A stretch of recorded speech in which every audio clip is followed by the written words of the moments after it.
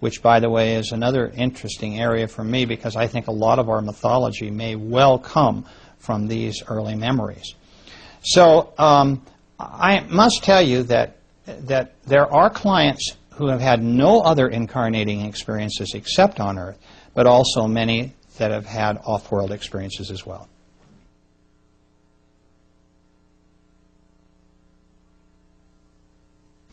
When we dream, generally, my way of describing dreams is generally in three categories. We can cleanse our minds at the end of every day. It's kind of a cleaning house where we vent a lot of the things that have gone on, and a lot of it is kind of like everything's short-circuited up there. We've all had dreams which seem like just utter nonsense if we wake up in the morning and wonder what they were all about, or if we wake up in the middle of the night and they've just happened and we don't make any sense of them. We also have those dreams which are problem-solving dreams. We go to bed with a specific problem, and somehow in the morning we wake up and our answer is beginning to formulate. So that's a very cortexual type of dream, where we're really analyzing a problem, and our sleep state is helping us resolve that. Then we have what I call spiritual dreams. The dreams that I've just described in terms of flying dreams or water dreams, where in fact we are creatures that we don't understand in a conscious state, but we're reliving earlier experiences. I might also mention that the problem-solving and the spiritual dreams can overlap. We may receive help from a guide in the middle of the night to some major problem that we just can't seem to solve during the day, and our minds are not open to receiving information from our guides. Maybe we're not people who meditate. So the only way they really have of reaching us is when we're in a subconscious state at night. And so dreams can take many different forms.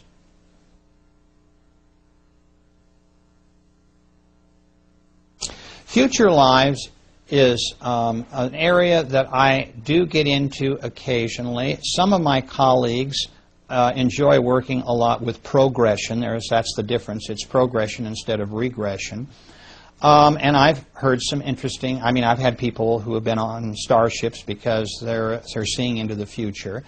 A lot of times, though, I don't like working in the future, even when a client is able to talk to me a little about it, because of the fact that I think from a karmic lesson standpoint, it's better that they not know what's coming up.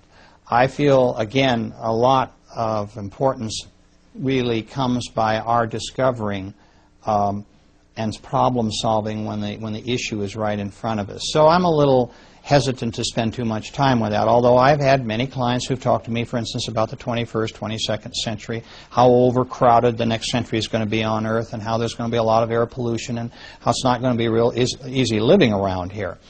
In fact, it's made my wife and I come to the conclusion I think we'll wait a century before we reincarnate together again.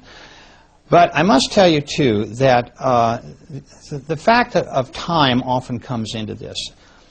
People who ask me questions about whether it's possible to see into the future are suddenly confronted by this business of time, the past, present, and future, all being capsulized into one action. And this is confusing for them.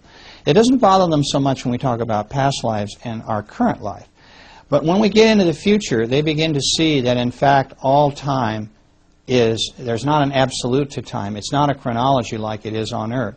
But, in fact, when we are in the spirit world, we're able to see into the future as well as the past. If we were not able to do this, we would not be able to select our bodies and to know a little bit about what's going to happen to us so that we, in fact, can make the determination that this body is going to be right for us. So, as of necessity, people have to come to this philosophic concept that, in fact, past, present, and future is all relative. There's been a lot of work done in recent years by people who are very scientifically oriented on this. A whole new field of quantum mechanics, where they believe that everything is electromagnetic light, energy, and that time is essentially motion and not chronology, has come into play, where people have had, I think, a greater understanding as quite possible that there is no real relevance to past, present, and future as far as chronology on Earth. It's difficult for us to accept this because we see the sun come up in the morning, go down at night, there's night and day, we age, We see everything changing around us. So for us, it's chronology. Time is very important as an absolute, but it's not true in the spirit world.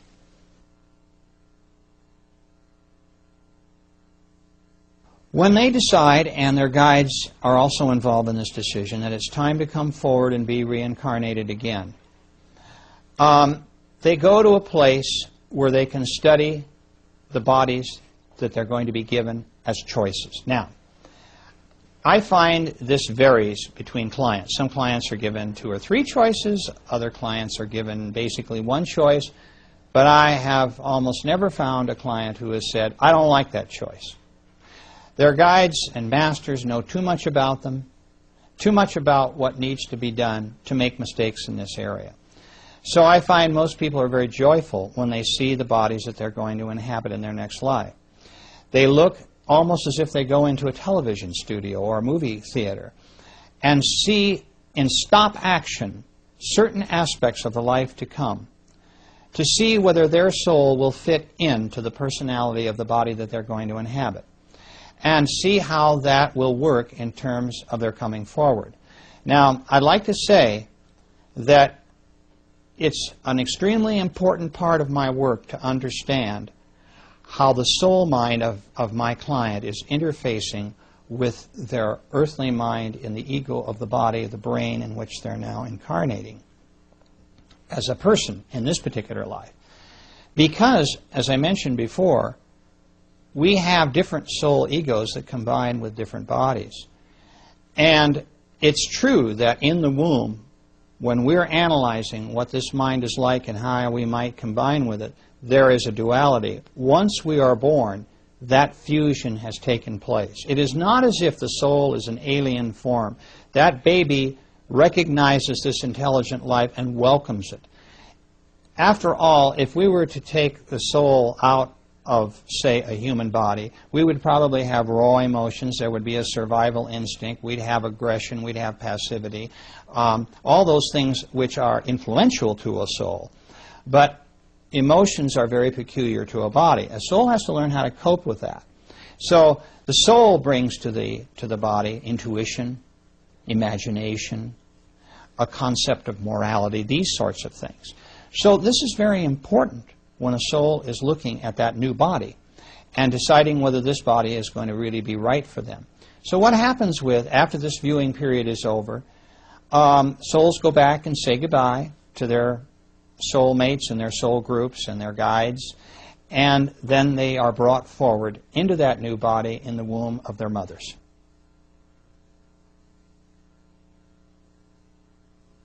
My clients describe death as something that is very, very beautiful for them. The trauma that has just gone before is pretty much wiped out at the moment of death. They rise out of their bodies, they realize that they're an immortal being. Oh my God, I'm not dead, is a statement I hear quite often. And they look back at their bodies, and of course all of their memories of all of who they are as souls and all their past lives come crashing in, and they realize that this life they have just lived is transitory. Not that they can't feel sadness for the husband and wife who is at their bedside, for example, or a child. But souls don't feel sadness the same way human beings do, because they're immortal beings. They understand that they will soon be joined by these folks they've left behind. And I can tell you this, that most people feel 2 things. They feel freedom and they feel joy at the moment of death.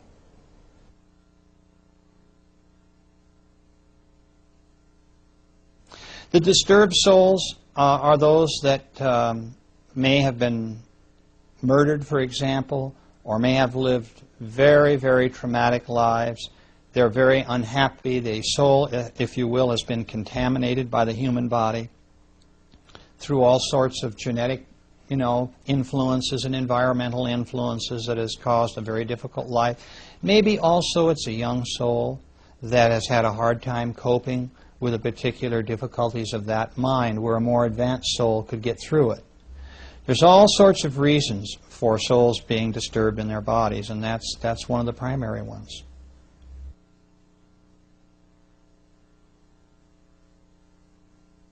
I find the different levels of souls are generally on 3 different levels, although I can keep this simple and just say beginner and advanced.